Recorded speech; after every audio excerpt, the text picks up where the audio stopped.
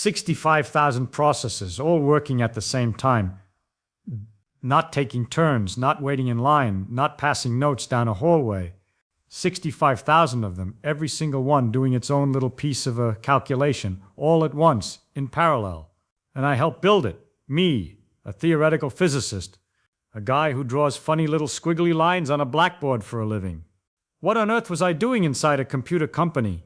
That is not the question I want to answer today. The question I want to answer is much stranger, and it runs much deeper. The real puzzle isn't why a physicist ended up building computers.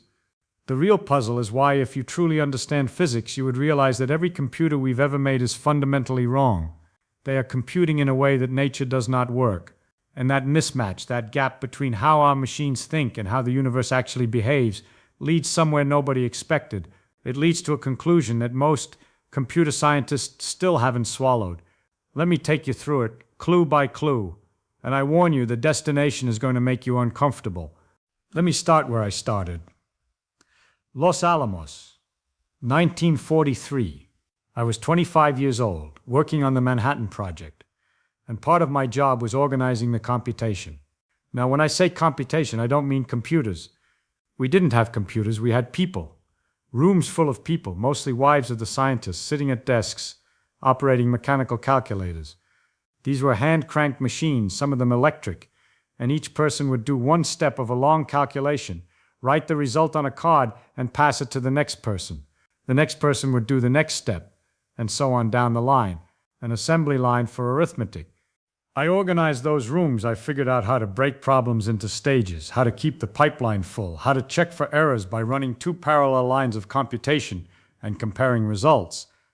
Eventually, we got our hands on some IBM tabulating machines, the punch card kind, and I figured out how to wire them up so they could do sequences of calculations automatically.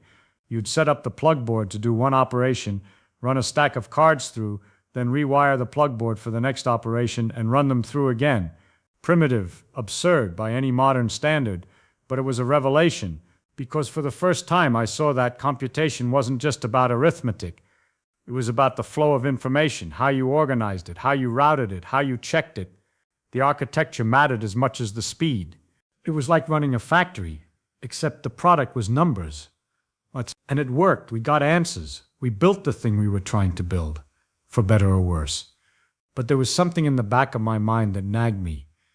The physical system we were calculating, the chain reaction, the neutron diffusion, the hydrodynamics of an implosion, all of that was happening simultaneously. Every neutron was flying through the material at the same time as every other neutron. Every atom was feeling the pressure wave at the same moment. Nature was doing the whole thing in one parallel burst. But our calculation was trudging through it step by step, card by card, desk by desk. We were forcing nature to stand in a queue. That is clue number one. Nature computes in parallel. Our machines compute in sequence, and that matters more than most people think. Fast forward about 40 years, the machines got faster, immensely faster. Vacuum tubes became transistors. Transistors became integrated circuits. Integrated circuits got smaller and smaller until you could fit millions of them on a chip the size of your fingernail. And the way people used these machines didn't change at all. Still sequential, still one instruction at a time, just faster. The whole philosophy of computing was built around a single processor doing one thing after another, very quickly, cleverly arranged. Sure, brilliant algorithms, yes, but fundamentally serial. If you want to simulate a physical system, say a fluid flowing around an obstacle or heat spreading through a piece of metal, what are you actually computing? The fluid doesn't process itself in sequence. The heat doesn't spread one point at a time. In the real world, every tiny region of that fluid is updating itself continuously, based only on what's happening to its immediate neighbors. The bit of fluid over here doesn't know or care what the bit of fluid 3 feet away is doing. It only knows the pressure and velocity right next to it. And every region is doing this at the same time. A serial computer takes all those simultaneous updates and forces them into a single file. It picks a point, computes the new velocity, picks the next point, computes again, over and over, sweeping through the whole grid. And sure, the answer comes out the same eventually. Mathematics guarantees that. But the machine is working against the grain of the problem. It is swimming upstream. And as the system gets bigger, as you add more detail, more resolution, more particles, The serial machine drowns, not because the equations are hard. The equations at each point are usually pretty simple. It drowns because there are so many points, and it insists on visiting them one at a time. This is what Danny Hillis understood.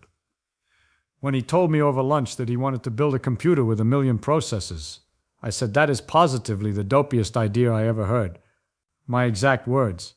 But then I sat there for about 30 seconds staring at my sandwich and I thought, well, wait a minute. If physics is parallel, maybe the machine ought to be parallel. Maybe the reason computation is so hard isn't that the problems are too big. Maybe it's that the architecture is wrong. Maybe you don't need one incredibly fast processor. Maybe you need thousands of adequate ones all talking to each other, each one handling its own little patch of the universe. By the end of lunch, I had agreed to spend the summer at his company, Thinking Machines Corporation, a startup in an old mansion outside Boston, founded by a bunch of not quite graduated MIT students with a few $1 million and a crazy idea. I showed up the first day and said, Richard Feynman, reporting for duty. What's my assignment? They said my assignment was to advise on applications of parallel processing to scientific problems. I said that sounded like a bunch of baloney and asked for something real to do. So they sent me out to buy pencils and office supplies. When I came back, they gave me the real assignment. Analyze the router. The router. This is clue number 2, and it's a gorgeous one. If you have 65,000 processors, they are worthless unless they can communicate. Processor number 8207 needs to send a result to processor number 43915. And this has to happen fast, without everything getting tangled up in traffic. The question is, how do you connect 65,000 processors so that anyone can reach any other in a reasonable number of steps? You can't wire every processor directly to every other processor. That would require something like 4 billion connections. The chip would be bigger than a house. Instead, you arrange them in a structure, and the structure they chose was a 12-dimensional hypercube. Don't panic. A hypercube is just the natural generalization of a cube to higher dimensions. Think about it this way. A line segment has 2 endpoints. A square has 4 corners, each connected to 2 neighbors. A regular cube has 8 corners, each connected to 3 neighbors. Notice the pattern. Each time you go up a dimension, you double the number of corners, and each corner gets 1 additional connection. A 4-dimensional hypercube has 16 corners, 4 connections each. A 5-dimensional one has 32 corners, 5 connections each. Keep going. A 12-dimensional hypercube has 2 to the 12th corners, which is 4,096, each connected to exactly 12 neighbors. And the extraordinary thing is, to get from any corner to any other corner, you never need more than 12 hops. 12 hops. Out of 4,096 possible destinations. That's the power of high-dimensional geometry applied to engineering. Short paths everywhere. But the router had a nasty practical problem. When many processors try to send messages simultaneously, messages collide at the routing nodes. They pile up. They need somewhere to wait. Each routing chip needs little storage buffers to hold messages that are stuck in traffic. The engineers had calculated that 7 buffers per chip would handle the worst-case congestion, but 7 buffers made the chip too large. The silicon area exceeded what the fabrication process could produce. They were stuck. So I did what I always do. I took out a pencil and a piece of paper. Not a computer, a pencil. I wrote down a differential equation for the average flow of messages through the network, treating the message traffic like a gas diffusing through a lattice. I calculated the probability of congestion at each node, the average queue length, the distribution of waiting times, and my calculation said 5 buffers would be sufficient. Not 7, 5. The engineers were not impressed. This is a chip design problem, they said. You cannot solve it with a differential equation on a napkin. They shelved my analysis and spent months trying to find other ways to shrink the chip. None worked. Eventually, with no other options, they cut the buffers to 5. They held their breath, assembled the machine, powered it on, and started routing messages. It worked perfectly. The physicist with the pencil was right. I don't tell this story to preen.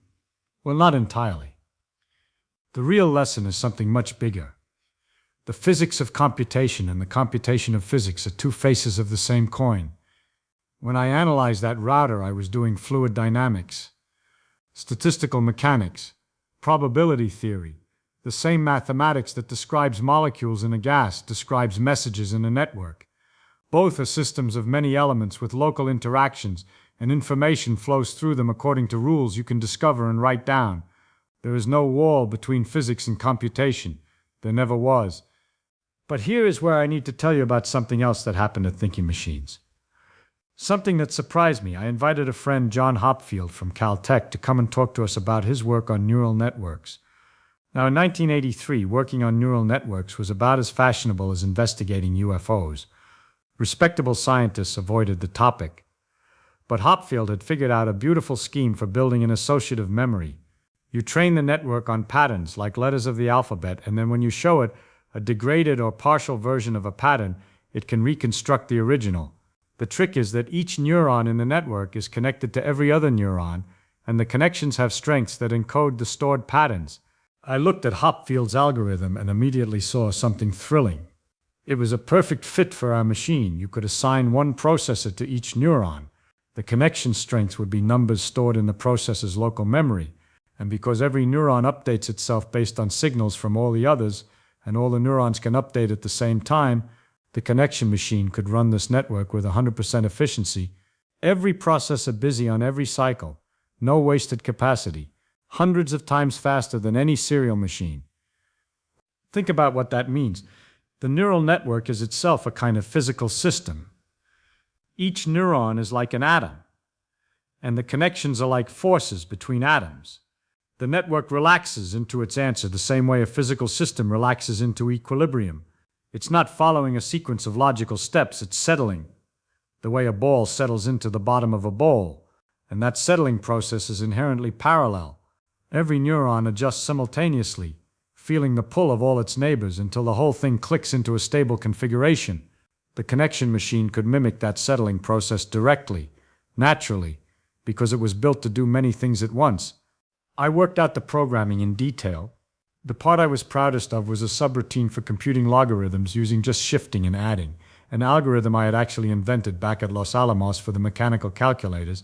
Who would have thought that a trick I dreamed up during the war would find new life inside a massively parallel supercomputer 40 years later? But the connection machine wasn't just good for neural networks. It turned out to be ferocious at computational physics more broadly. Cellular automata, for example. Stephen Wolfram came to visit and suggested we use the machine to study cellular automata, simple rules applied to grids of cells that can produce astonishingly complex behavior. Each cell looks at its neighbors, applies a rule, and updates all cells at once. Our machine was born for that. And I discovered something even better. You could use it to compute Feynman diagrams for quantum chromodynamics, the theory of the strong nuclear force. The connection machine outperformed a specialized machine that Caltech had built specifically for that purpose, a general-purpose parallel computer, beating a custom-designed one. That told me everything I needed to know about the power of the right architecture. This brings us to clue number 3. The big one. The one that changes everything. Everything I've described so far, the fluid simulations, the message routing, the neural networks, all of that is classical physics. Atoms bouncing around obeying Newton's laws.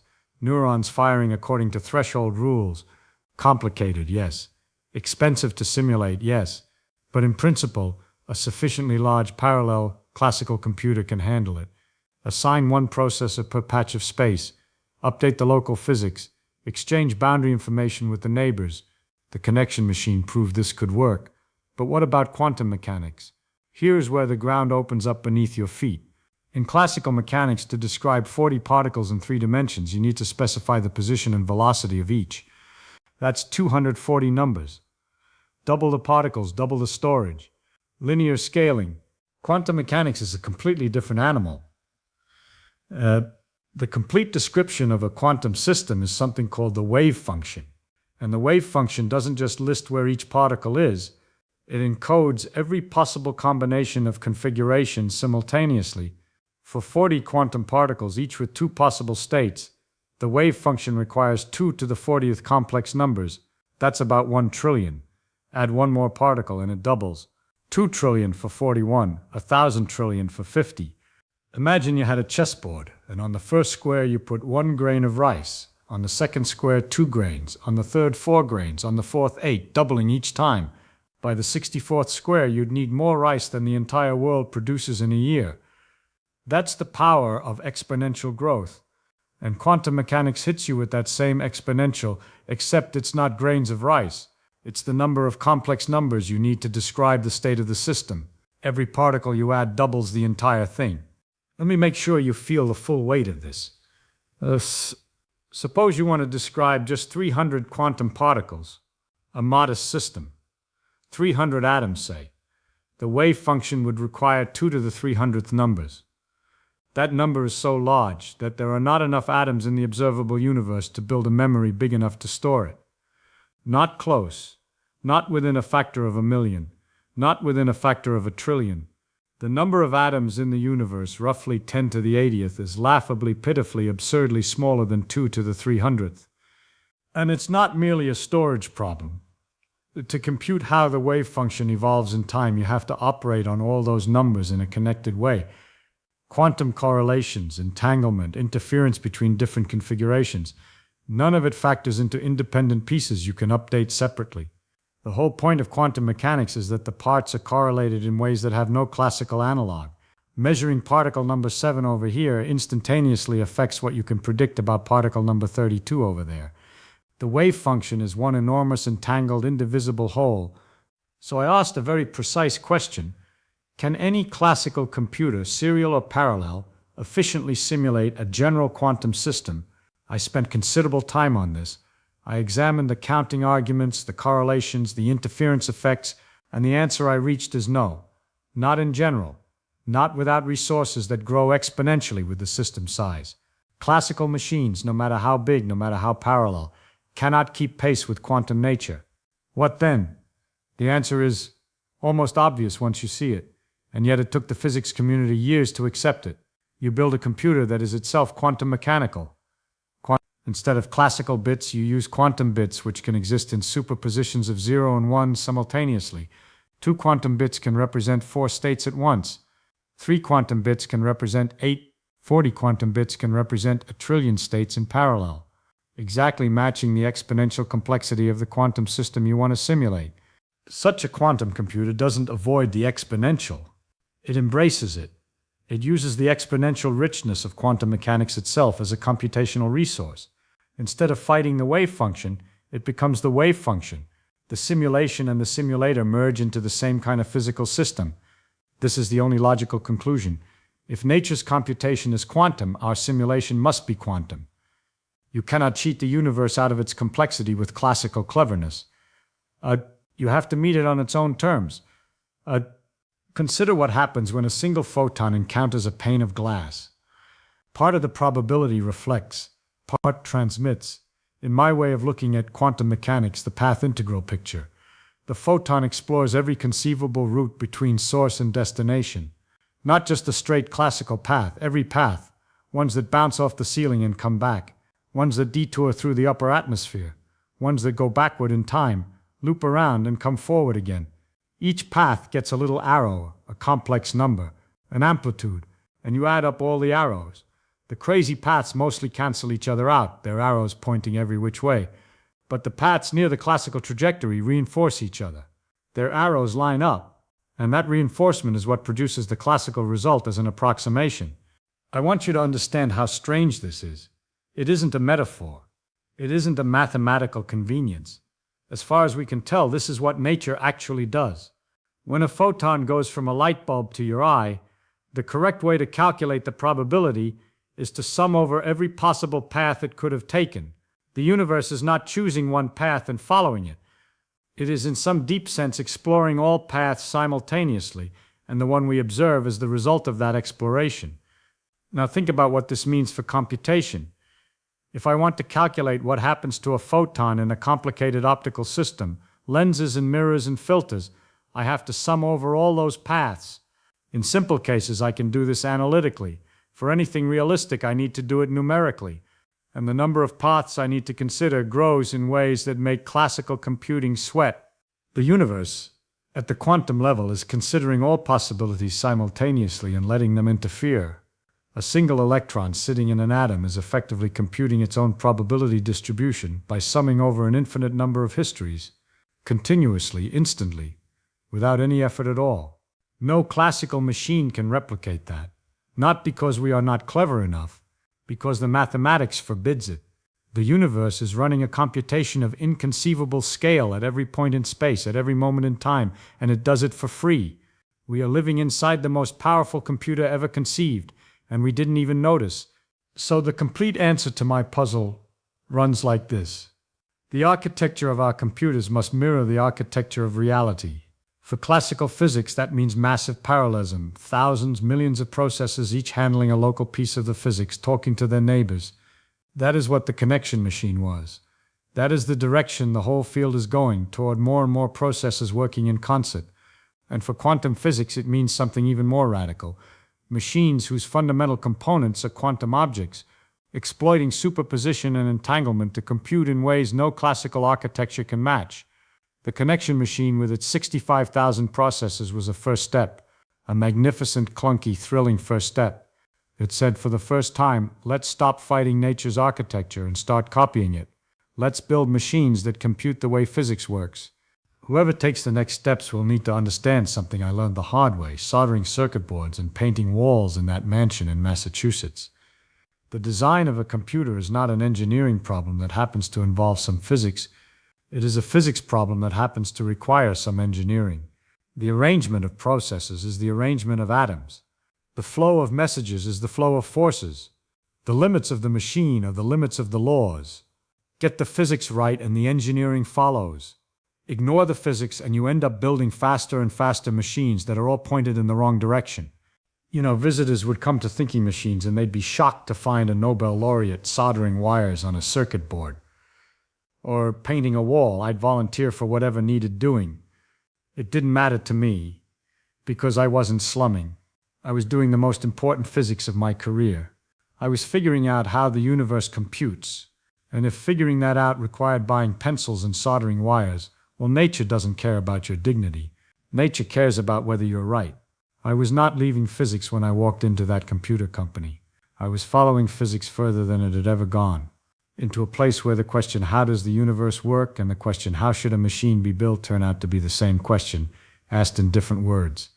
So tell me, if you could build a machine that computes the way the universe computes, what question would you ask it first?